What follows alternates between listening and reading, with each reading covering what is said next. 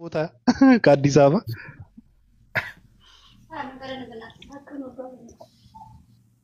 እ ቤት ከባድ ነው ከባድ ነው። አንዴ ወጣ ብለህ እኮ መስራት ነበረብህ እኮ ወደ ጅማ ወደ ባህር ዳር ወጥተህ መስራት ነበረብህ። ትችል ነበረ። መሀል አዲስ አበባ ላይ ያንተ ድፍረት ደግሞ ከባድ ነው ነበር። እንትንም አደርገው ባጃጅ ጥግን ማስይዘው ትቀልዳለህ እንዴ?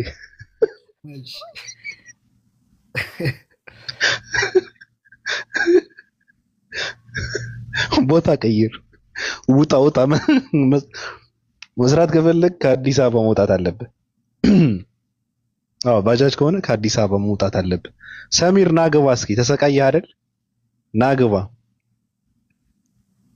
መረገም ያለባት አንተን የወለደት እናትህ ናት። የማይረባ ሰው ሃይማኖትን በአንዴ ሁለቴ የሚክድ ሰው መውለዷ ነው። ናግባ።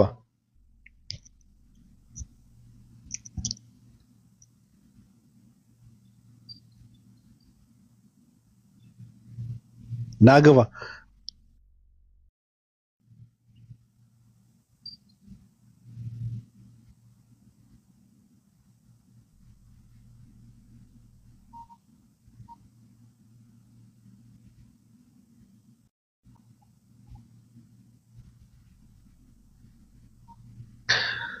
እሺ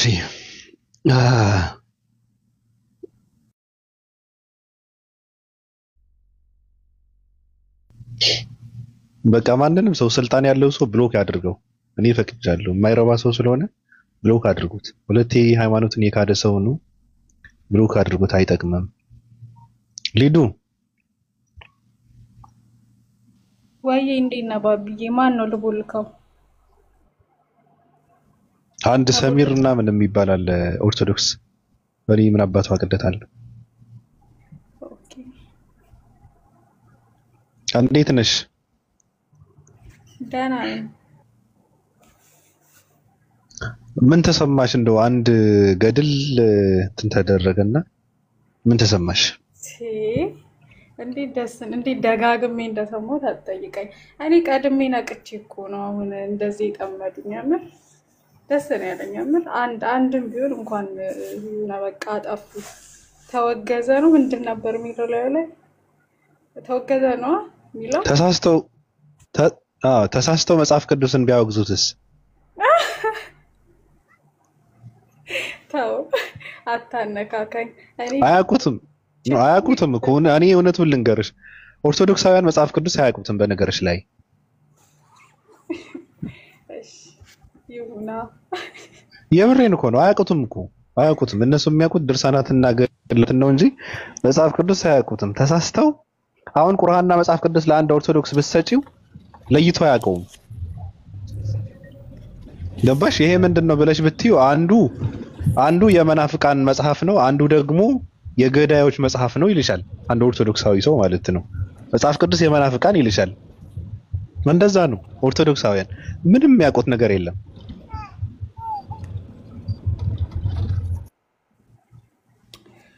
ገባሽ? አያውቁም። እኔም አውቃለሁ፣ ግን እኔ ነገር እያገነነብኝ ስለሆነ አያውቁም ካልኳው ሌላ ታሪክ ውስጥ ነው የሚገቡት።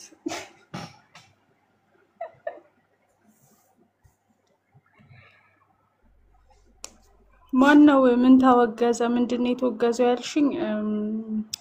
ምን ነበረ የሚለው? ገድለ የዮሐንስ መጥምቁ የሚል ገድል ነው የተወገዘው። የማርያም ቆይ ሼር አደርግልሻለሁ ቪዲዮ።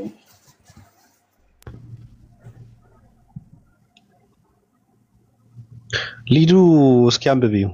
አረ እኔ አላነብም፣ አልፈልግም። አይ ዝም ብለሽ አንብቢ፣ ግድ የለሽም። ትንሽ እኮ ነው፣ ትንሽ ነው። እንትን አይደለም፣ ከባድ አይደለም። አንብቢው። እሺ ከየት ጀምሮ? ከመጀመሪያ ጀምረሻው። እሺ ከዚህም በኋላ ያደረገውን በደሉን ሊነግረው ጀመረ።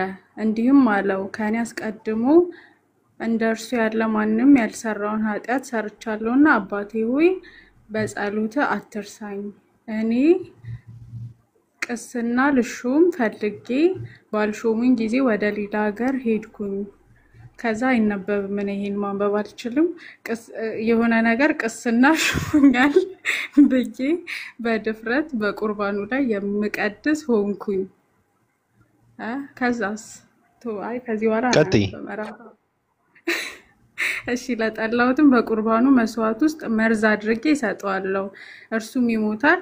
ከእናቴ ጋር 10 ጊዜ ተኝቻለሁ አይልም፣ ተኝቻለሁ።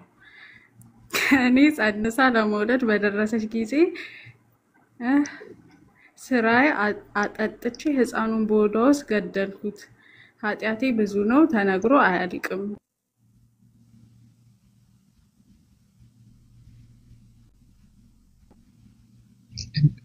ደወሉብሽ? ስንክሳር እዛው አንብበ ራስ መጽሐፍ እንትን ስንክሳር ውስጥ ነው ያለው። ዘወርኀ ሰኔ 17 ላይ ገብታችሁ ማንበብ ትችላላችሁ። ልታስተካክል መሞክሯ ነው በጣም ይገርመኝ። ተኝቻለሁ ለሚለው እንጂ ተኝቻለሁ አላለችም። ከዛ ደግሞ ከኔ ጸንሳ አላለም።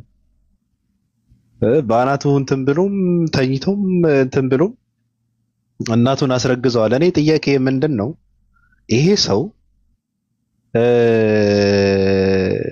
ምንድን ነው እኔ ቅስና ልሾም ፈልጌ ባልሾሙኝ ጊዜ ወደ ሌላ ሀገር ሄድኩ፣ ኤጲስቆጶስም ቅስና ሾሞኛል ብዬ በድፍረት በቁርባኑ ላይ የምቀድስ ሆንኩ። ለጠላሁትም በቁርባኑ መስዋዕት ውስጥ መርዝ አድርጌ ሰጠዋለሁ፣ እርሱም ይሞታል። ከእናቴም ጋር 10 ጊዜ ተኝቼ አለው። ከእኔም ጸንሳ ለመውለድ በደረሰች ጊዜ ስራ ያጠጥቼ ሕፃኑ በሆዷ ውስጥ ገደልኩት። ኃጢአቴ ብዙ ነው እያለ ይቀጥላል። በነገራችን ላይ ይሄ ሰው የገደላቸው ሰዎች ስንት እንደሆኑ አላውቅም፣ ብዛታቸው ማለት ነው። ግን ለመጀመሪያ በሰው ልጅ ታሪክ አላውቅም፣ ከዛ በፊት ካለ ያለማላውቀው አላውቅም። ግን ወንድሙንና ልጁና ወንድሙን የገደለ ሰው ነው።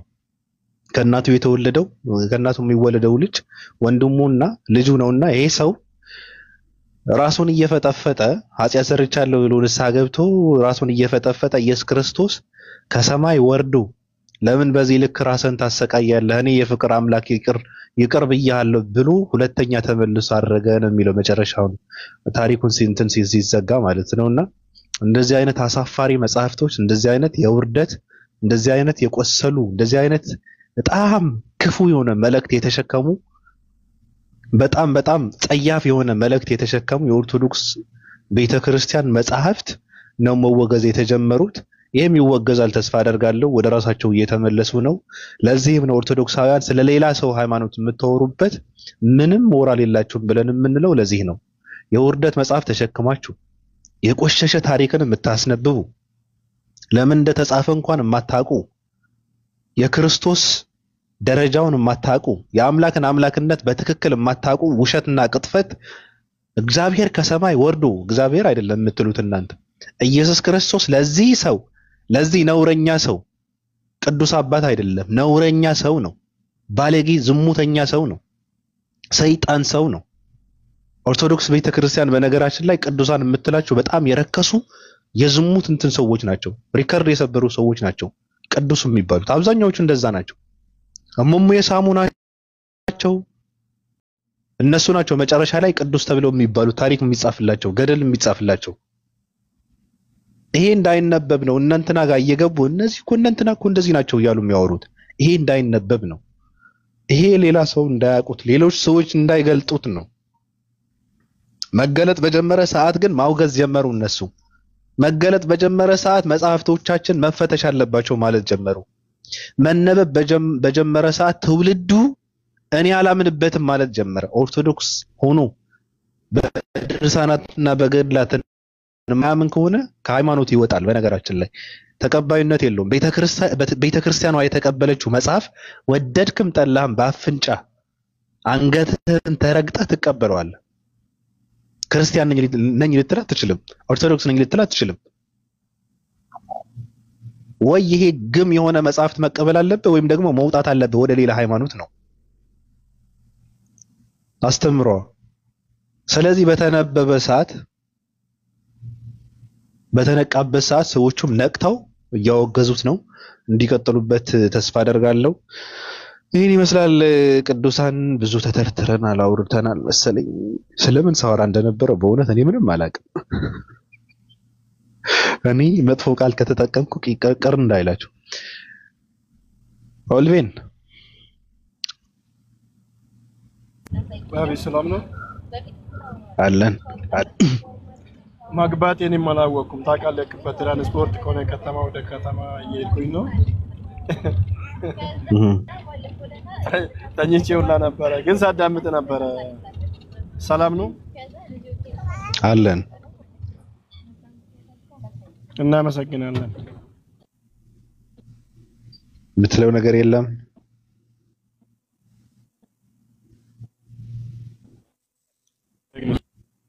ለምን እንደ ሙስሊምም በጣም ነው የማመሰግነው። በጣም ነው የምናመሰግነው ለምክርህ።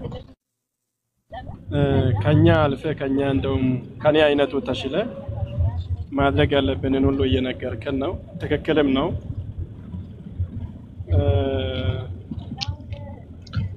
ኦሮሞ ምን ይላል መሰለህ? አንዳንድ ሀፍረተ ገላዎችን አንዳንድ ነገሮችን ሰው ፊት ነው የምትላጨው። ሰው ደግሞ ፊት የማትላጫቸው ነገሮች ግን ማላጨት ያለብህ ብዙ ነገሮች ደግሞ እንዳሉ ማወቅ አለብህ የሚባል ነገር አለ።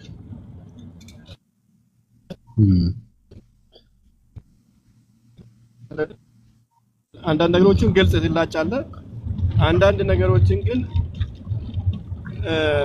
ዞር ብለህ ነው ማላጨት ያለብህ የሚባል ነገር አለ። ያው ነጥቦ ነው የሚናገሩትና ያልከው ነገር ትክክል ነው። ምንም የሚጣል ነገር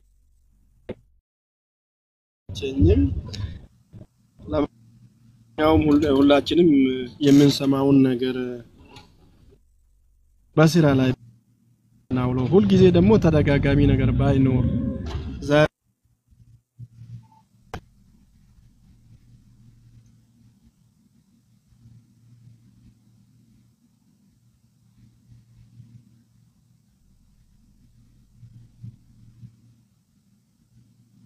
እኔ ጋር ነው የተቋረጠው። ከሱ ነው ከራሱ ነው። እሺ ራይነር እስኪ መለስ እንግዲህ ወይ ባቢ እንዴት ነህ? አልሐምዱሊላህ ሰላም ነው አለ ሁሉ መልካም ነው። ብዙ ነገር አምልጦኛል። ሁሉ መልካም ነው። ብዙ ነገር ቢያመልጠኝም መቼ በእስልምና መቼ ጠዋት ነው። ቀጥል። ያው በእስልምና አሁን ይሄኛው ላይ ነው ኮሜንት ልሰጥ የፈለኩት ይሄ ፖስት ላይ ማለት ነው። ኦኬ ኢየሱስ አምላክ ሆኖ እንደዚህ አይነት ወንጀል የሰራውን ሰው ዝም ብሎ በራሱ ፍቃድ እንደዚህ ምህረትን ቢሰጠው እንደውም እንደ ገድሉ ቢጻፍለት ወንጀለኛ መሆን ያለበት ወይም ደግሞ ጥፋተኛ መሆን ያለበት አምላክ ነው።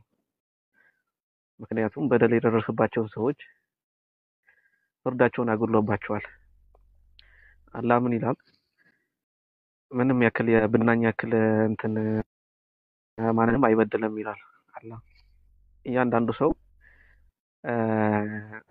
ያው የሚያወራረዳት ነገር አለ። አሁን ሙስሊሞች እንትን ሲሉ ሰምተህ አታውቅም? እኔ ይቅር አልልህም ባላህ ፊት የምንወራረደው ሲል ሰምተህ አታውቅም? ምክንያቱም እያንዳንዱ ሰው ያደረገውን ሰው ያወራረዳል። ባላህ ፊት ቆሞ ይጠይቃል የተበደለው በዳዩ። አላህ በዚህ ላይ ይቅርታ ሳይሆን ከባለቤቱ ነው ይቅርታውን ፊት ነው ሰውዬው መጠበቅ ያለበት። አላህ አሳልፎ የሚሰጠው ለሱ ነውና በጣም እንትን ይላል። እውነተኛ ዳኝነትን አያሳይም። ዝም ብሎ እናቱን እንደዚህ ያደርጉ ከዛ ደግሞ ሰዎች በታስታኮ ገድሎ ደስ ያለውን የደበረውን ይሄ መሀሪና አዛኝ ብቻ ይቅር ካለ የተበደለው ሰው ደግሞ ምህረት ምንድነው ፍርድ ማለት የሞተው ማለት ነው።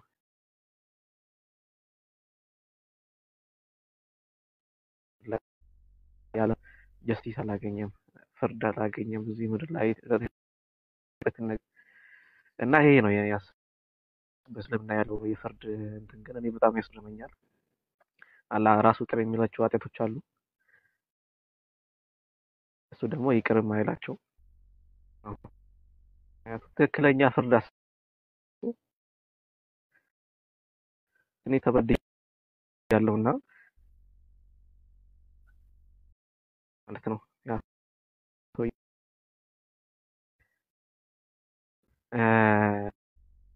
ባለፈው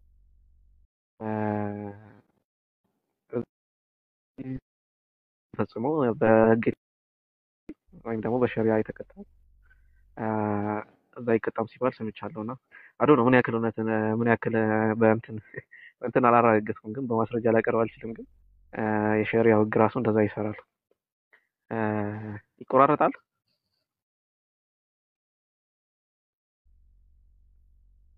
አልሰማም። አዎ ትንሽ ትቆራረጥ ነበረ። አሁን መጥተሃል። ኦኬ ብቻ በእስልምና አሁን ከተሰማው በእስልምና ያለው የፍርድ አሰጣጥ አላህ የሚፈርድበት መንገድ እጅግ አስደናቂ ነው። እነዚህ ገድል ተብለው ኢየሱስን አምላክ አድርገው የውሸት ትርክት ነው ሲጀመር ከመጀመሪያው። ግን የፍርድ አሰጣጡ ራሱ ኢትስ ሞር ፈኒ በጣም የሚያስቅ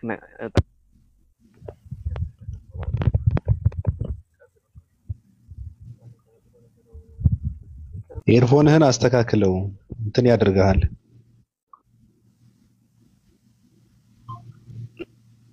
እያሉ ነው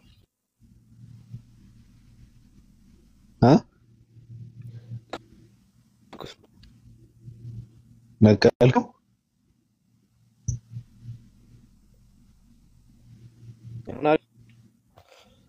ብቻ ጨርሻለሁ። ከተቆራረጠም ችግር የለውም። ይሄ ሀሳቤ ነው።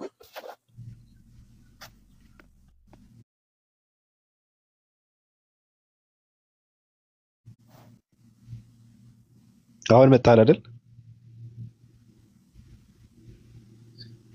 በነገራችን ላይ አይ ከታች እንትን ማለት ይችላሉ። እኔ ምናልባት እንትን መስሎ ከሆነ ስትቆራረጥ ነበር። አንዳንዴ ኤርፎንስ ያፍነህ ነበር፣ አንዳንዴ ደግሞ ምንድነው የኔትወርክ ችግር ነበረበት። አሁን ተመልሰሃል። አዎ ተስፖት አብርቼ ስለነበር ነው። አሁን ከተሰማ ይሰማል። አሁን ማልሰማ አሁን ትሰማለህ። ኦኬ ባጭሩ ያው በእስልምና ያለው የፍርድ አሰጣጥ ይለያል። የሚገርም ነው ለማለት ነው። በገድላት ውስጥ ያለው የውሸት ትርክትና ኢየሱስ ላይ የተዋሸ ውሸት ደግሞ ሴንስም አይሰጥም። ምንም ውሸት ነው። በታሪኩም ውሸት ነው፣ ፍርድ አሰጣጡም ደግሞ ስህተት ነው ለማለት ነው።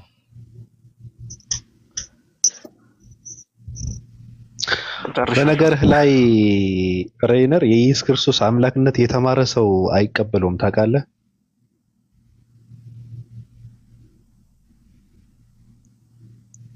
ስለዚህ ደግሞ ሳይንስ ትንሽ ያጠና ሰው ያነበበ ሰው ራሱ የተማረ ሰው አይቀበለውም።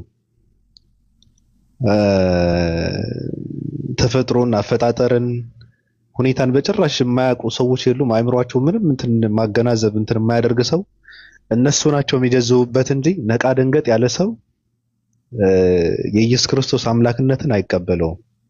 አሁን እዚህ ጋር ያለው ስለ አምላክ ነው እየተወራ ያለው እዚህ ጋር አሁን እዚህ ጋር የለጠፍኩት ማለት ነውና አምላክ እየተለመነ ነው። ያ አምላክ ደግሞ ምን ያደረገ ምን ያሳለፈ እንዴት ምን አይነት ታሪክ ያለው አምላክ ነው ከተባለ አቤቱ እኔ እናትህና አገልጋይህ አለችው በማህፀኔ 9 ወር ከ5 ቀን ተሸክሜሃለሁ፣ ጡቶቼንም 4 ዓመት እየጠባህ አድገሃልና እለምንሃለሁ እማልድሃለሁ።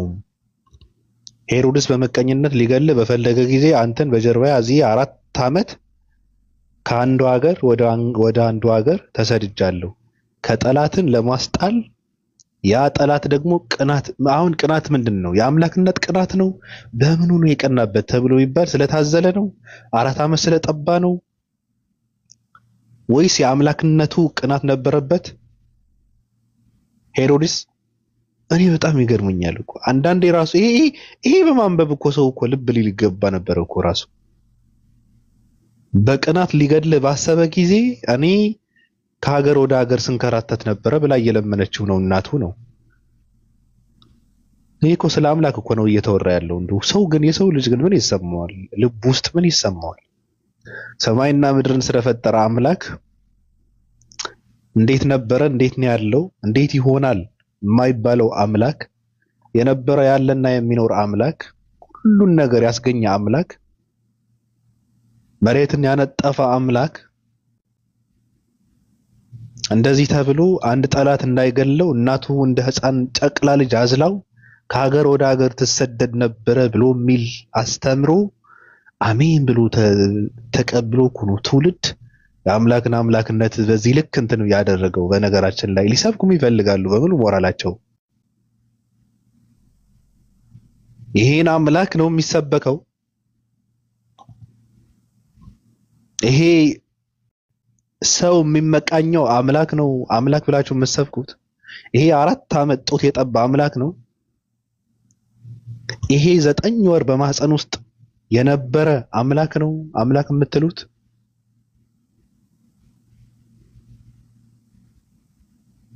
ኦልቬን ደግሞ 30 ዓመት ነው ጦት የጠባው ይላል። 4 ዓመትም አይምሮአችንን አልተቀበለው እንኳን 30 ዓመት ይቅርና 4 ዓመት በዛብን ብለን ስናወራ 30 ዓመት ነው ጦት የጠባው ይለናል።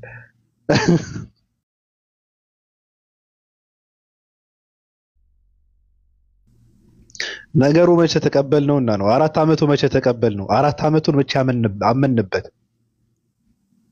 አምላክ እኮ ነው። እንደው እኔ ግን ቁጭ አድርገህ ኢትዮጵያዊ የሚባለው ህዝብ በመጀመሪያ አምላክ ምን ማለት ነው ብለን መጠየቅ አለብን። ምክንያቱም አንዳንድ ሰዎች አምላክ ሲባል ፀጉሩን እያበጠረ የሆነ ቦታ ላይ ሰላም እንዴት ነህ ደህና ነህ አምላክ እንዴት ነህ ሰላም ነው እስኪ ቁጥር እንለዋወጥ የሚሉት አምላክ ነው የሚፈልጉት። ራሱ እንደዛ ነው የሚፈልጉት የሚጠብቁት። በጣም ከባድ ነው አንግባባም። ኦኬ ሬነር ዝም ብለን እስኪ እናውራ የግላችን ጉዳይ። እንደው እኔ ሐሳብህ ይመቸኛል፣ አቋምህም በጣም ይመቸኛል። እንደዚህ ነቃ ደንገጥ ያልክም ሰው ነህ። በቃ ቀብረር ያለ ማንነት ነው ያለ። ደስ የሚል ነው። መተማመን ካለባቸው ሙስሊሞች በአንተ ነው መተማመን ያለባቸው በእውነቱ። ያው ትምህርትህንም ትማራለህ ያንተ ያልሆነ ነገር በፍጹም ሆዴን ብረገጥ አልናገርም እኮ ያንተ ካልሆነ በፍጹም አልናገርም። አንተ ጋር ከሌለ ማለት ነው በእውነት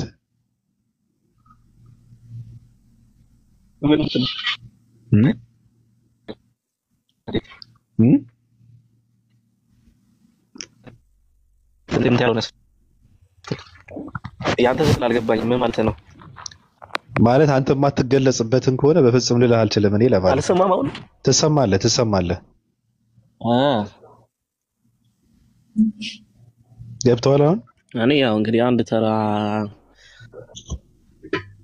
ተራ ሙስሊም ነኝ። እንዲሁ ድክመትም አለብኝ፣ በደሎችም ወንጀሎችም አለብኝ። ግን ደግሞ ያው እውነት የሚመስለኝን የተማርኩትን በቅርቡም የሰማሁትን አክቹአሊ ብዙ ጊዜ የሚያስተምረኝ አንድ ምርጥ ሰው አለ። ፒኬ ነው የሚያስተምረኝ። ከፒኬ ብዙ ተምሬያለሁ። እውቀት ነው ያለኝ፣ ሌላ ምንም አይደለም። ድርጊት ደግሞ ያው ፐርሰናሊ የሁሉንም ወንጀል የሚደብቀው አላህ ነው። እኛም ወንጀላችን ደብቀን ፍጹም ንጹህ ነኝ አይደለም ማለት ነው ባጭሩ። የሰው ልጅ ፍጹም ንጹህ አይደለም። እውቀት ያው ከዚህ ከሁሉ ያገኘው ያ ልክ ነው። የሆነ ሐዲስ ምን ይላል መሰለ ሪያዱ ሳሊሂን ላይ መሰለኝ አይ ቲንክ እንትን ፍጹም ሰው ምድር ላይ ቢገኝ ፍጹም እንዳው አላህ ይፈጥራል ይላል ነብዩ ሰለላሁ ዐለይሂ ወሰለም። ምክንያቱም የተፈጠረበት ምንነቱ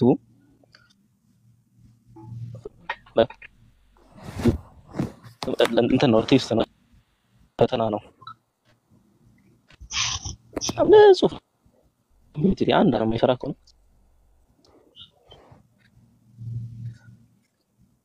አላህ ማለት ነው።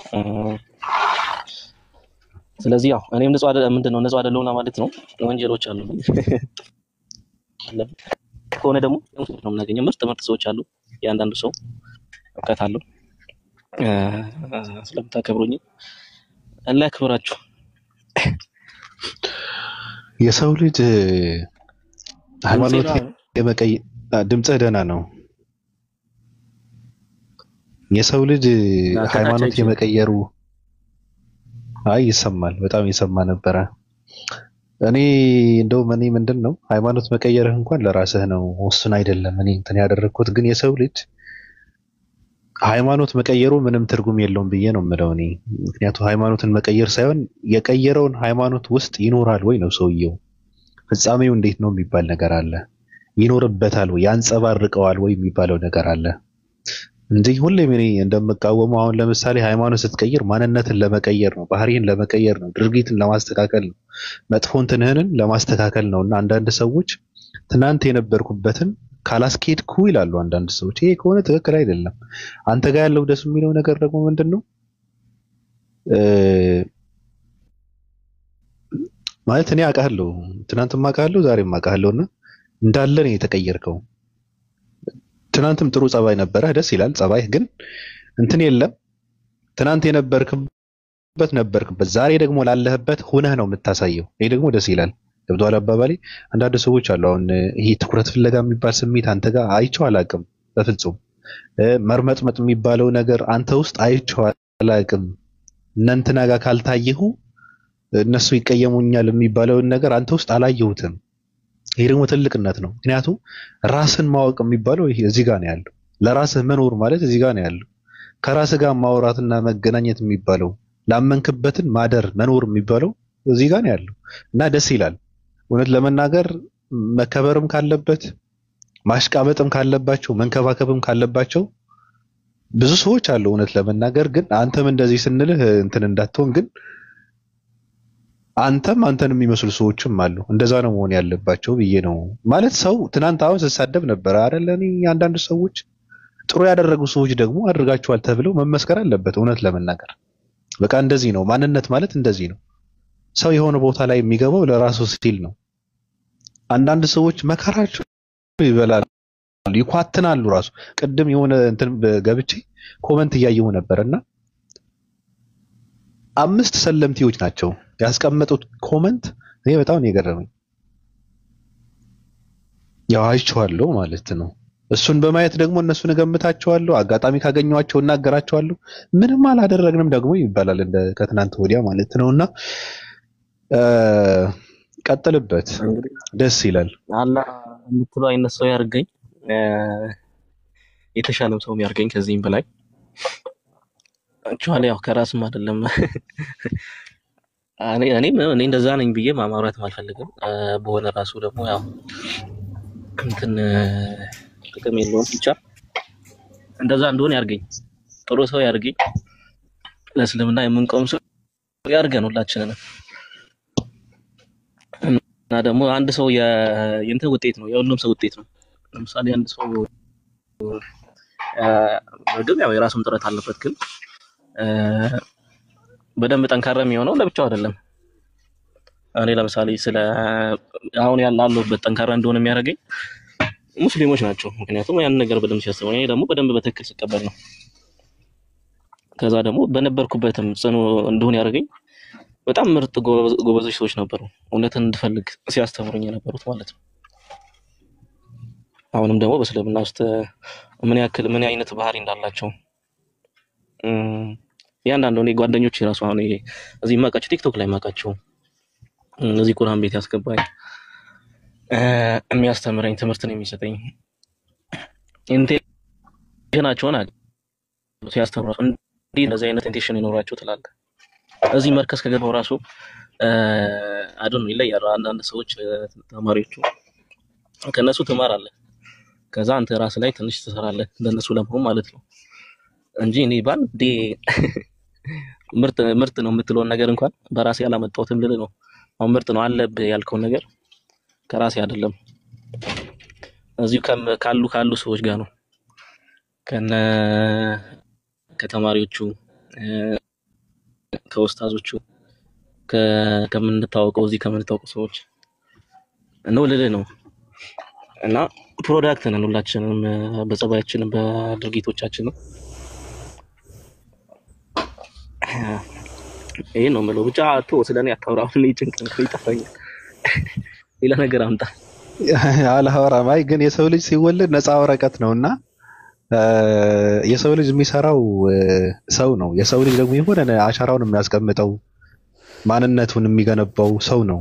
ግን ራስህን ስታቅ ትንሽ ስታድግ ሰው ስትሆን ሰውነትህን ወዩ ተኝታ ነው እንደዛ ስትሆን እንትን እያደረግክ የምትቀበለው ነገር አለ፣ ሪጀክት የምታደርገው ነገር አለ፣ የምትወስደው ነገር አለ። ስለዚህ ዋናው ነገር ምንድነው? የመቀበል ጉዳይ ነው እዚህ ጋር ያለው። አሁን ራሳችንን የምናውቅ ትልልቅ ግብዳ ሰዎች ነን። ገብቷል? ራስን የምትገነባበት፣ ማንነትን የምትቀይርበት፣ ጸባይን የምታሳምርበት፣ ነገህን እንትን የምታደርግበት፣ መንገድን የምትጠርግበት ለመቀበል ዝግጁ። እኔ እንደዚህ ብዬ ማውራት እንትን የለኝም፣ ግን እኔም በማምንበት እንደዛ አደርጋለሁ እኮ። ግን ዝግጁ ሆኖ የመቀበል ጉዳይ ደግሞ አለ እዚህ ጋር እና ለዛ ነው ሰዎች ማንነታቸው፣ ውስጣቸው፣ አይምሮአቸው አሳልፈው ለሌላ ሰው የሰጡ ሰዎች አሉ። አሁን ሰው እንደፈለገ ይወጣል ይገባል እነሱ ውስጥ። በእነሱ በደል ሌላ ሰው ይኖራል። በጣም ያሳዝናል እኮ።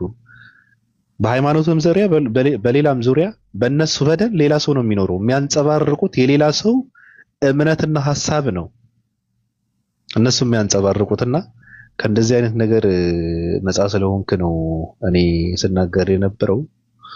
ጥሩ ነገር ነው እኔ ያየሁብክ። ለዛ ነው ያ ባለፈው አንዱ ምን አደረገ መሰለህ እዚህ እንትን ማለት ነው ወርከዝ ልክ እዚህ ስገባ አንድ ልጅ መጣና ልንሰግድ ነው ላይክ እኔ ነኝ ጺም ያለኝ እንትን ያሉም አላቸው ግን ላይክ ትልቅ ሰው ነው ብሎ ገምተው ይሆናል ብቻ ትልቅ ሰው ነው ብሎ ገምተው ይሆናል። ጠበቅና ላይክ ሰፋ እንትን ተሰለፋለህ ለመስገድና አጠገቤ ነበር መንጣፍ ይዞ ቆሟል መስገጃ ማለት ነው። ከዛ ልክ እኔ አላሁ አክበር ብዬ ወደ ሰላቱ ስገባ ከፊቴ ምንጣፉን አንጠፈ ቁጭ አደረገልኝ። ለካ እኔ ላይክ እሱ አንጥፎ ምናምን ሊሰግድበት መስሎኝ ነው። ላይክ ለኔ ቅድሚያ እየሰጠኝ ነው፣ ሪስፔክት እያደረገ ነው። ከዛ አንተ ምን ትማራለህ? ኡስታዞችን ደግሞ እንዴት ነው ማክበር ያለብህ ትማራለህ። ኡስታዞችን አንተ ማራት አለብህ ማለት ነው። እሱ አንተን እንደዛ ካከበረ ካልሆነ ጋጥ ወጣ ነው በቃ ኮሚኒቲ ውስጥ ራሱ ተቀባይነት አይኖርም። ለራስህ ብቻ አይደለም ኮሚኒቲው ራሱ አይቀበልም። እና የሆነ እንትን ነው ልልህ ነው እኔም ሐሳቡን ባጭሩ እኔ ብቻ አይደለሁም እኔ ማህበረሰብ ነን። እስልምና ውስጥ ደግሞ በጣም የሚገርም ምርጥ እንትኖች አሉ። አዶን ነው እኔ እንዴት እንደዛ እንደሆነ አላውቅም። እኔ እንደዛ አላደኩም። ለምሳሌ ሲሰጡም ሲያስተምሩ ከልብ ነው የሚሰጡትና እያገረመረሙም አይደለም። ስስት የሚባል ነገር የለም በእውቀትም በገንዘብም በሁሉም ነገር ማለት ነው። እኛ ደግሞ እንደዛ አይደለም። እኔ የነበርኩበት አልለመድኩም እንደዚህ አይነት ነገር በፍጹም ማለት ነው። እና ያ ከብረት አንድ እኔም እንደነሱ ለመሆን ነው የምጥረው ባጭሩ። እንደው ገና ብዙ ይቀረኛል። ምንም ነኝ እንደው ዜሮ ላይ ነኝ። አሪፍ ብሆን ደስ ይለኛል እኔ እንደነሱ። ባጭሩ ለመቀበል ብለህ ሳይሆን መስጠት ስላለብህ መስጠትም ስለምትፈልግ መስጠት ማለት ነው። የምሰጠው ለመቀበል ሳይሆን በቃ መስጠት ነው መሰለኝ። ይሄ ሰጥቶ መቀበል የሚባለው ነገር ሌላ ነገር ነው። እሱን የማያካትት ማለት እንደማለት ነው። ደስ ይላል። እንደዛ ስትሆን ራሱ ደስታው ይገኛል። ጥሩ ነው። መስጠት የሚባለው ነገር ከመስጠት በላይ ደስታ የለም።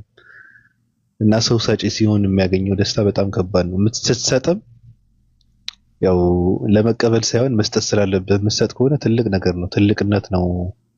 እና አክቹአሊ ቁርአን ስለሚያስተምር ነው በግልጽ ደጋግሞ እኔ ደስታውን ደጋግሞ የሚያነሳው ነገር ነው ቁርአን ላይ ብዙ ጊዜ ሰላት፣ ዘካ ይላል። ከዛ ደግሞ መልካም ነገር የሚያደርገው አሚሉ ሳሊሃት የሚለው መልካም ነገር እንደዛ ነው እንግዲህ እኔ ተፍሲር አየሁት። ደጋግሞ የሚወጣው ነገር መልካም ነገር መስራት፣ ከዛ ሰላት፣ ከዛ ዘካ፣ እነዚህ ነገሮች ደጋግሞ ያነሳልና አንድ ሙስሊም ይሄ ነው ሊታይበት የሚገባውና እኔም ከነሱ ያየሁት ያንን ነው። ቁርአንን ነው የሚያስተምሩት። አይክ ደስታ የሚያስተምረው ራሱ ቁርአንን ነው። አንድ ሰው የቁርአንን ትምህርት ነው እያደረገ ያለው ነው እንጂ ከራሱ አይደለም። እንደራስ ቢሆንማ ደስተኛ የምትሆነው በጣም ብዙ ሲኖር ነው። እኔ በራሴ ሐሳብ የነበር በፊት ሀብታም ሆነ ከዛ ደስተኛ ትሆናለህ የሚል አይነት ነው። ወይም ደግሞ በቃ ብቻ ያ የመጽሐፉ ትምህርት ነው። የእስልምና ዋና ኮር ትምህርት ነው። አብዛኛው ሱራ ላይ የምታገኘው ነገር ነው። መልካም ነገር አድርግ ሱረቱል ዙልማን ላይ ብቻ ስለ ነበር የሚያውቁት ትንሹና ትልቁ ብሎ ያስቀምጠዋል። ሐዲስም ላይ አለ አንድ ሰው መጥፎን ነገር ከሆነ በድርጊት መቃወም አለበት መጥፎን ነገር፣ ካልሆነ ደግሞ የመጨረሻው ነገር በልቡ መጥላት አለበት። ነብዩ መሐመድ ሰለላሁ ዐለይሂ ወሰለም ነገር ነው። ይሄ በቃ ትምህርታቸው ነው። አንድ ሰው መልካም ነገር ካየ ትቃወማለህ። ይሄ የመጀመሪያው ማክሲመሙ ማለት ነው። ትቃወማለህ አይሆንም ማለት አለብህ። ካልሆነ ደግሞ ጠልተው መሄድ አለብህ። መልካም ነገር ማድረግ ምንድነው እንደ መልካም መቁጠር የለብህም። እና መልካም የሚለውን ነገር የሚያስተምረው ቁርአኑ ነው። ስገድም የሚለው እንትኑ ነው። ይሄን ነገር ስታደርግ ነው ኢንሻአላህ በደንብ ስንሰግድ በደንብ ሰዓቱን እንትን ሳያልፈን የጀማ ሰላት ሳያልፈን ስንሰግድ መልካም ባሪ ይኖርብናል ብለን ተስፋ እናደርጋለን። አሁን በጀማ ራሱ በደንብ እየሰገድን አይደለምና ለምሳሌ ሰዎችን ታሪክ ስታምን ለምሳሌ ማን ነው ስሙን አላውቅም። በርግጥ ግን አንድም ነበር ያመለጠው የሚባለው በታሪክ ማለት ነው። ላይክ ሁሉም ጀማ ላይ ይገኛል ማለት ነው። ላይ በጀማ የሚሰግድ ማለት ነው። በጀማ ሲሰግድና ለብቻ ሲሰግድ እኩል ምንዳ የለውም። አይ ቲንክ እኔ እንደዛ ነው የማውቀው። በጀማ ሲሰግድ የተሻለ 25 እጥፍ ነው። ከዛ ምንዳ አለው ነውና ያኛውን ነገር ለማግኘት በደንብ ሲለፋ የነበረ አንድ ሰው አለ። ስሙን አላስተውስኩት ነው። ብቻ እንደዛ ስንሰግድ ጥሩ ባሪ ይኖረናል፣ መልካም ነገር ይኖረናል። ያው ብቻ ጨርሻለሁ። የዘባረኩ ነው። አመሰግናለሁ። አልዘባረቅም። እኔ ራሱ ዝም የምለው እኔ ሲመቸኝ ነው። የሚገርም ነገር ደስ ይለኛል። እና በነገራችን ላይ ሰዎች ከታችም የሚያዳምጡ ሰዎች ምንድነው እንደነዚህ አይነት ሰዎች አሁን ትኩረት ፍለጋ እዚህም እዛም የሚሉ ሰዎች፣ ሁለት ቦታ ላይ እግራቸውን ያስቀምጡ ሰዎች፣ ሁለት ቦታ ላይ አምልኮ የሚፈጽሙ ሰዎች፣ በሁለት ስም በሁለት ማንነት የሚንቀሳቀሱ ሰዎች ሳይሆን እንደዚህ አይነት ምርጥ አድርገው እንትን ያደረጉ ሰዎች ሲመጡ ከቤተሰቦቻቸው ተለይተው ነው የሚመጡት። ብቻቸውን ማንነታቸውን ከቤተሰብ የሚነጠሉ አሉ፣ የሚሳደዱ አሉ፣ ብዙ ችግር የሚደርስባቸው ሰዎች አሉ። ትምህርታቸውን አቋርጠው እንትን የሚያደርጉ ሰዎች አሉ፣ ከቤተሰብ ርቀው። ከባድ ነው። ብዙ ችግር ነው ያለው እንደዚህ አይነት ውሳኔ ሲወሰን። በዛ ላይ ደግሞ ኢትዮጵያዊ ሆነ በጣም ከባድ ተጽዕኖ አለውና እንደዚህ አይነት ሰዎች ደግሞ ቀረብ ብሎ የሰው ልጅ ሰው ያስፈልገዋል። አይዞህ የሚል ሰው፣ አጠገቡ የሚቆም ሰው። የሰው ልጅ ሲወለድ ከሰው ነው፣ ሲኖርም ከሰው ጋር ነው፣ ሲሄድም ሰው ነው የሚሸኘው። ስለዚህ የሰው ልጅ አጠገቡ የሚሆን ሰው ያስፈልገዋል። አይዞህ የሚል ሰው ያስፈልገዋል። ደገፍ የሚያደርግ ሰው ያስፈልገዋል። ሐሳብ፣ ንግግር፣ በቃ ድምጽ ሁላ ያስፈልጋል። የሰው ልጅ ሰው እስከሆንክ ድረስ ማለት ነው። ይጣመሃል። ከባድ ነው። ሃይማኖቱ ብቻ ያጠንክረው የሚባል ነገር የለም። እኔ ወንድም ነኝ እህት ነኝ የሚል ሰው ደግሞ ያስፈልጋል። ስለዚህ እናንተም ከታች የምትሰሙ ሰዎች ለእንደዚህ አይነት ሰዎች በደንብ ግምት ውስጥ በማስገባት እህትና ወንድምም መሆን አለባችሁ። በጣም ከባድ ነው ስሜቱ። እንኳን ሃይማኖት ቀይረ ከቤተሰብ የመነጠል እንትን እየተደረገብህ ሌላ ይቀርና ሃይማኖትን ሳትቀይር ከቤተሰቦች ጋር በፍቅር እያወራ እንትን እያደረግክ እንኳን ቤተሰብ ምንድነው ስደት ከወጣ በጣም ከባድ ስሜት ነው ያለው ትንሽ ስትለይ ማለት ነው። አስባችሁታል? ደግሞ ሃይማኖት ጨምረህበት ደግሞ በጣም ከባድ ነው። አናናገርህም የሚባል ሰው አለ። በቃ ከኛ ጋር አትበላም ካሁን በኋላ ተነጥለሃል፣ ብትሞት አንቀብረም ይባላል። ሰው እንደዚህ አይነት ነገር ሲያደርግ ሂዱ ጣም ተብሎ የሚባረር ሰው አለ። ሀሳብ በየቀኑ እንትን የሚደረግበት ጫና የሚያድርበት ሰው አለ። ይሄ ደግሞ ግምት ውስጥ በማስገባት ሰው ከለላ መሆን አለበት። አጠገቡ መቆም ያስፈልጋል። ሰው መሆን ያስፈልጋል። በጣም ወንድ ምህት ሊሆን ይገባል። እንደዛ መሆን አለበት። አንዳንዴ ምናልባት አንዳንዴም እንደዚህ አይነት ሰዎች ሲንገጫገጩም ሲነጫነጩም ግምት ውስጥ ማስገባትም ጥሩ ይመስለኛል። እኔ አንዳንድ ሰዎች ማለት ነው። ምክንያቱም የሰው ልጅ ደካማ ነው። እንግዲህ ሰው ደካማ ነው፣ ስሜት አለው የሰው ልጅና ካለው ይሄ እንደዚህ አይነት ተጽዕኖ የሆነ ነገር ደግሞ አንተ በማታውቀው ነገር ጎንተል ስታደርገው ነካ ስታደርገው ስሜታዊ ሊሆን ይችላል። መጥፎ ቃላቶች ሊጠቀም ይችላልና ግምት ውስጥ መግባት አለበት ብዬ ነው የምለው። እኔ ከእንደዚህ ብዬ ቁም ነገር ካወራው ሰይጣን ይቀየማል። ሰይጣን ላለማስቀየም ደግሞ እኔ ትቼዋለሁ፣ ይበቃኛል። እስካሁን ግን እውነት ለመናገር በማን ዙሪያ ስለ ምንድነው እያወራን ያለ ነው? ግን ገብታችኋል እናንተ? ሬነር ገብቷል አንተ? ማለት እኔ አልገባኝም። ስለምን እያወራን ነው? ስለምን አመሰግን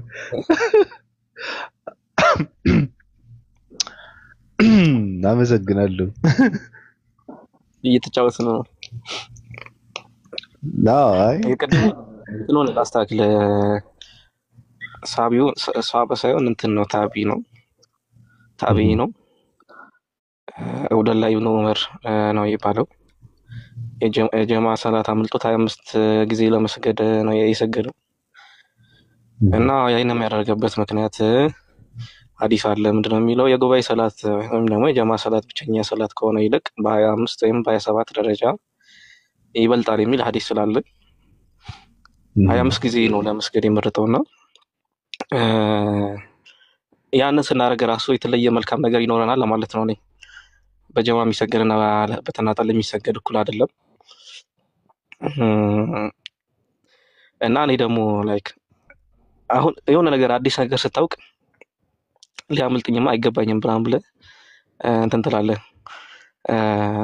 በእስልምና ውስጥ ብዙ ነገሮች ስታደርግ ለምሳሌ ቁርአን ስታነብ፣ ሰላት አዛን ስታደርግ፣ መልካም ነገር ስትሰራ ብቻ ሁሉም ነገር ምን እንዳለው አብዛኛው ነገር ማለት ነው። እኔ አላውቅም እንግዲህ የሌለው ነገር ካለ ተነግሩኛላችሁ። እንዳለ በምንዳ ነው መልካም ነገር ሰራ፣ መልካም ነገር ማሰብ፣ አላህን ፈርተህ ተመለስ፣ ምንዳ ይኖርሃል። መጥፎ ነገር ለመስራት አስበህ ማለት ነው። ከዛ አይ አላህ ይቀጣኛል ብለህ ወደ ኋላ ከተመለስክ አላህ ላንተ አጅር ለዚህ ብለው አንተ ምንዳ ይሰጣል። ምክንያቱም ስለተመለስክ ማለት ነው። እና ይሄ የሚያስገርመኝ ነውና ያንን ለመግስ ስታገኝ ለማግኘት ስትሞክር የበለጠ ዝግ ያልክ ሰው ትሆናለህ ብዬ ስለማሰብ ነው ይሄን ያነሳሁት። አሁን ቀጥል፣ ወደ ሐሳብ ተመለስ። ተመስገን ከታች ገድሉን አልደገፈችውም። እኔም ስለማልደግፈው ነው የለጠፍኩት። እንግዲህ ገብታ ሐሳቧን ብትሰጥ ጥሩ ነበረ። ተመስገን ነይ ገብተሽ ሐሳብሽን መስጠት ትችላለሽ፣ ችግር የለውም። ነፃ መድረክ ነው እና ነይ። ቅዱሳን እንደሰማችሁት ነው። ያሲዮ ሰላም ብያለሁ። ቅድም ረስቼው እኮ ነው ሰላም ስትል እንትን ሳልልና ይሄን ይመስላል። ሊዱ አለሽ? የት አሉ ዲያቆናቱ? ሊዱ ከታች ካለች ቀሲሱ ቢኖር እና ቢመጣ ብናወራ ጥሩ ነበር በገድላት ዙሪያ። እኔ ራሱ ባወራ ችግር የለብኝም። አንዳንድ እንትኖች ዝም ብዬ ጠይቃለሁ። ተረጋግጥ። ኤርሚያስ ሲያለቅስ ነበረ። ሞተ ብሎ ወንድሜ ነጠቁኝ ብሎ አይ እኔ አልሰማሁም፣ አመለጠኝ ትላለህ።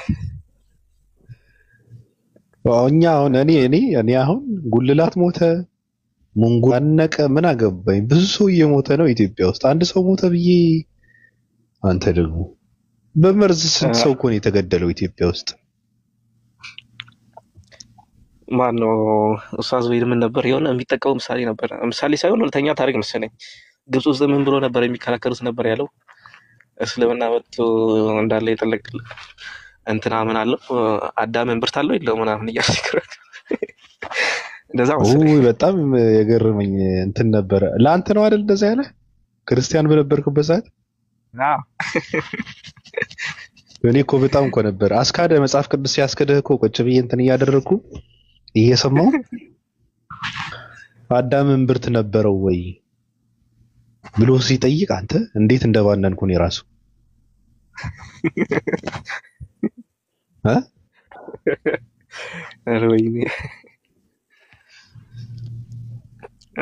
እኔ ምን አስቤው ማላውቀው ጥያቄ ነበር ያኔ እና ሰውን እንደዚህ ነው የምትከራከረው እንተ ስትሆን ክርስቲያን ስትሆን የማያሳስብ ነገር ያሳስባል።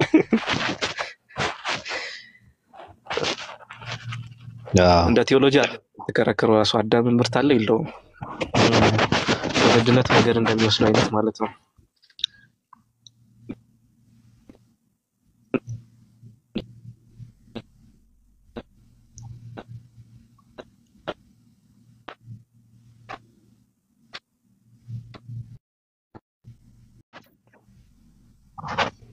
ጉልላት ጉሌ ስለሞተ ነው ያሳም ያመጣው ስለማለት ነው።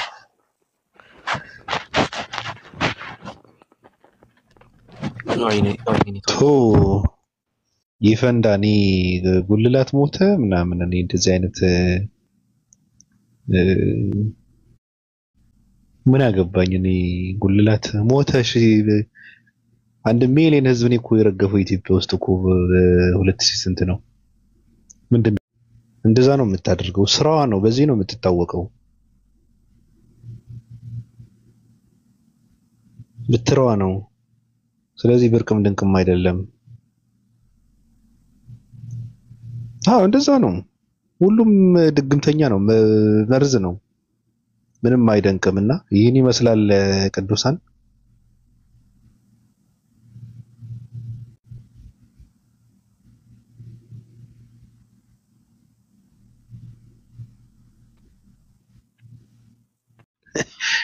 አንተም ብሎ አዋቂ የታባህ ምን የትኛው መጽሐፍ አንብበህ ነው የደሃ ልጅ ሲባል ዘምተህ ነው? ቆንዳላ እኔ እንደዚህ አይነት ደንቆሮ ሰውን በጣም ነው የሚገርምኝ። ይጥፋ። አንተም ብሎ አዋቂ ፈጣሪ እኮ የለም በቃ ዝም ብለን እንኑር፣ ዝም ብለን አንድ መጽሐፍ ሳያነብ እኮ ነው። ምንም የሚያውቁት ነገር የለም። እኔ በጣም ነው የሚገርምኝ። ፈጣሪ እኮ የለም ይላል። የምረን ነው። ምንም እንዳላነበባቸው ነው የምረዳው። እኔ ምንም የምታውቁት ነገር እንደሌለ ነው። አንድ ኢትዮጵያዊ መጥቶ ፈጣሪ የለም ሃይማኖት አያስፈልግም ካለ ያነበበው መጽሐፍ የለም እንጂ መጽሐፍ ያነበበ ሰው በፍጹም አይልም። መጽሐፍትን ያገለባበጠ ሰው ደፍሮ አይልም። አውቀዋለሁ። እነዚህ ግን ምንም የሚያውቁት ነገር የለም። ሚስጥር ነው ለነሱ። ይሄ አርዊቶች ናቸው። ራሱ ይሄ ድህነት ያቆረፈዳቸው ናቸው። ችግር የገረፋቸው ናቸው። ስለዚህ እኔ ምን ላድርግ? ራብ ከገሸለጣ ሰርተ መብላት ነው እንጂ መከራን ከሰማይ ዶላር እንዲዘንብ እየጠበቅኩ ሆነ የለም። ሰርተ ብላ ነው የተባልከው። ቆፍር መናጤ። ኢትዮጵያዊ ደግሞ ይነሳና በስነ ስርዓት ሻወር የማያደርግ ትውልድ ፈጣሪ የለም። ኢትዮጵያዊ ነው በወር አንዴ ሻወር የምታደርግ እከካም ትውልድ ደግሞ እናንተን ብሎ ፈጣሪ የለም። ናገባ እስኪ ነይ ናገባ። አንተ ደንቆሮ ተመስገን በፍርድ ብሎ ፈጣሪ የለም ይላል። ደግሞ ስምህን እንኳን አልቀየርክም። የማን አባ ፍርድ ነው? ማን አባህ ነው እያመሰገንክ ያለው? ተመስገን በፍርዱ። እንደሚፈርድብህ እያወቅህ ተመስገን ብለህ ስምን ለጥፈህ ፈጣሪ የለም እንደው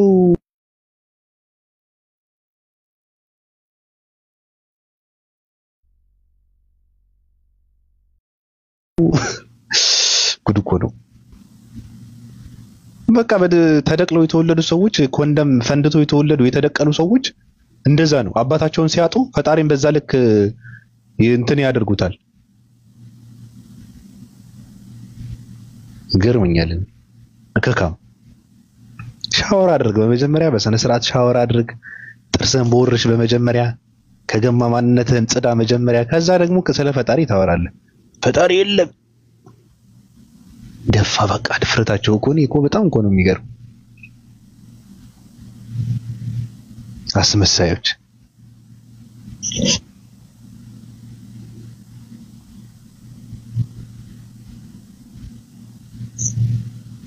ኢትዮጵያዊ ሰርቶ ይብላ መጀመሪያ። ሰርተህ ብላ መጀመሪያ፣ ራስህን ቻል። ከባዱ ነገር ምንድነው? የግብፅን ፖለቲካ ከምንድነው ከሃይማኖት ጋር አያይዘው ወር ሙሉ 30 በዓላትና 6 ተደራቢ በዓላትን ስትደረድርባቸው መጡና ምንድነው ስራ ስለማይፈቀድ እንትን ስለማይል ሃይማኖት ድሃ ያደርጋል፣ ሃይማኖት ስራ ያበረታታም፣ ስለዚህ ሃይማኖት አያስፈልግም ይላል። መጀመሪያ ከስር መሰረቱ ችግሩ ምን እንደሆነ ማወቅ አለብህ እኮ። ችግሩ ሃይማኖት ነው፣ ሃይማኖተኛ ነው፣ ችግሩ ማን ነው ከምን ነው የሚባለው ነገር ማወቅ መቻል አለብህ። እንዴ 2 ሜትር እኮ የወርቅ ዘንግ እኮ እየላኩ እኮ ይኖሩ እኮ ናቸው እነዚህ ማይቦች። በሃይማኖት እኮ ግብጽ እኮ አጠሙናለች ማይማን። እናንተ ግን ደሃ ናቸው። አሰሩማ ቶ እናንተ እንትን ውስጥ ይሄ ቆሻሻ ገንዳ ውስጥ የተገኙ ሰዎች ናና ብሎክ አድርጌያለሁ። በቃ አይወጣም፣ ሸኘሁት። ምንም አይጠቅምም። እሺ ሰላም ብያለሁ። አዳዲስ የገባችሁ ሰዎች ረኢሳ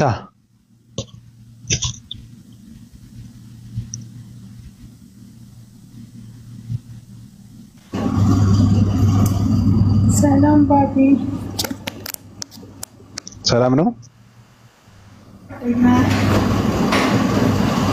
እንዴት ነሽ? አላ እሺ ቀጥይ። እኔ ምንም የምቀጥለው ነገር የለም። ብዙ ጊዜ ስለምከታተል ያው ሰው ሲያስገቡኝ ነው ታብታብ ላድርግ ብዬ ነው ቁጭ ካልኩኝ እንጂ የምታወሪው ነገር የለም። አይ የለም፣ ደስ ስለምትሉኝ ብቻ ነው። ደስ እንልሻለን።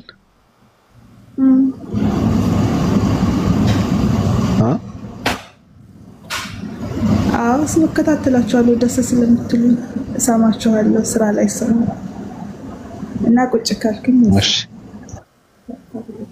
እሺ አመሰግናለሁ።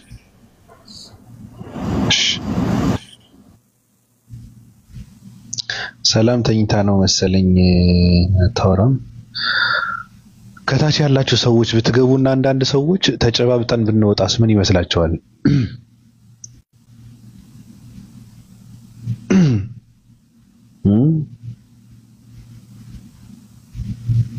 አንዳንድ ሰዎች ብትገቡና ሰላም